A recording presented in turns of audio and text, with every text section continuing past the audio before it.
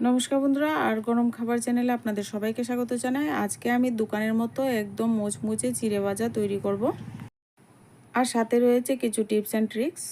খুব সহজভাবে আপনারা বাড়িতে তৈরি করতে পারবেন এরকম দোকানের মতো মুচমুচে চিড়ে ভাজা। তো ভিডিওটা আশা করছি ভালো লাগবে, তো ভিডিওটা পুরোটা দেখবেন। আমি প্রথমে এখানে নিয়েছি চিড়া 1 বাটি। তো চিড়াটা বন্ধুরা এরকম একটু পাতলা চিড়া নেবেন, পাতলা চিড়া নিলে একটু ভালো হয়। তো আমি মিডিয়াম চিড়াটা নিয়েছি, একটু এত বেশি পাতলাও না ভারীও না। তো 1 বাটি চিড়া নিয়েছি, আর নিয়েছি এখানে বাদাম পরিমাণ মতো, আর লাগছে আমার কারি পাতা। তো এই 3টি উপকরণ দিয়ে কিন্তু এই সুন্দর এই মুচমুচে চিড়ে ভাজাটা দোকানের মতো তৈরি করে দেখাবো। অল্প তেলে কিন্তু এই মুখরোচক চিড়ে ভাজাটা আপনারা তৈরি করতে পারবেন।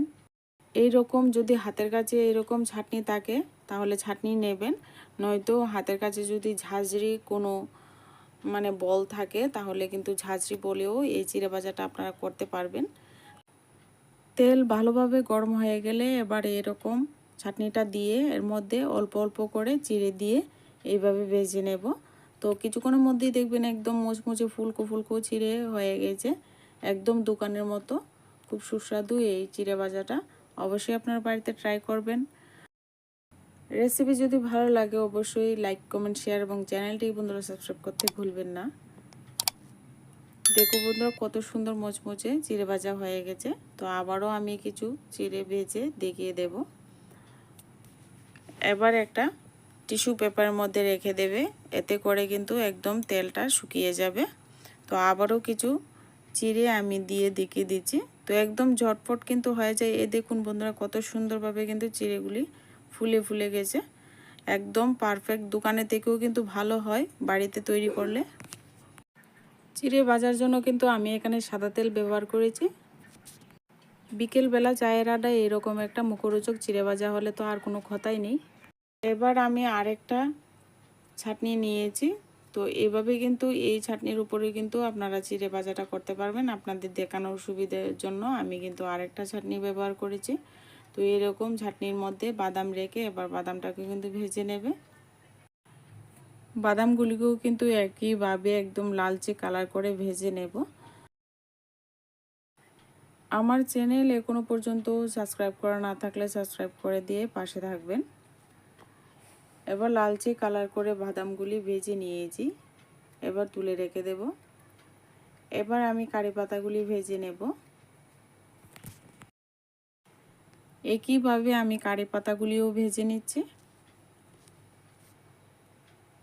আর চিড়ে ভাজাটা একদম ঝাল ঝাল করার জন্য আমি এখানে কিছু শুকনো লঙ্কাও ভেজে নেব।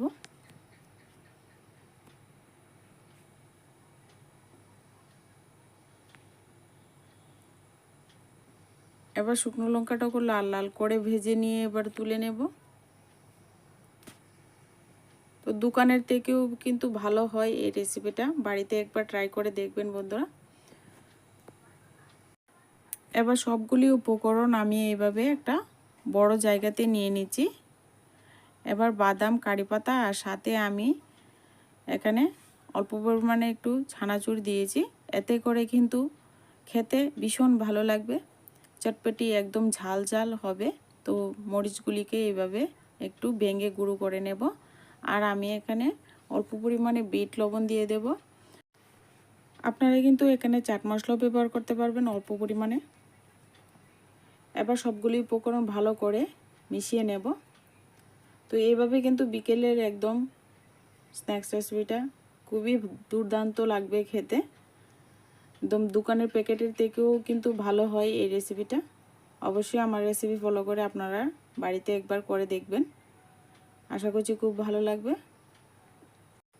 এই চিড়ে ভাজাটা কিন্তু একদম একটা এয়ারটাইট বয়মের মধ্যে ঢুকিয়ে কিন্তু আপনারা সংরক্ষণ করেও রাখতে পারবেন, অনেক দিন পর্যন্ত কিন্তু মুচমুচে থাকে। তো এবার পরিবেশন করে নিচ্ছি।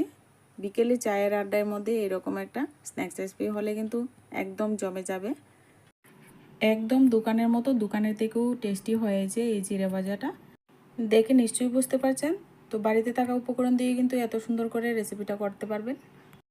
তো রেসিপি ভালো লাগলে অবশ্যই লাইক করে দেবেন, আর চ্যানেলটিকে সাবস্ক্রাইব করে পাশে থাকবেন। আজকে ভিডিওটা এই পর্যন্তই, দেখা হচ্ছে নেক্সট ভিডিওতে।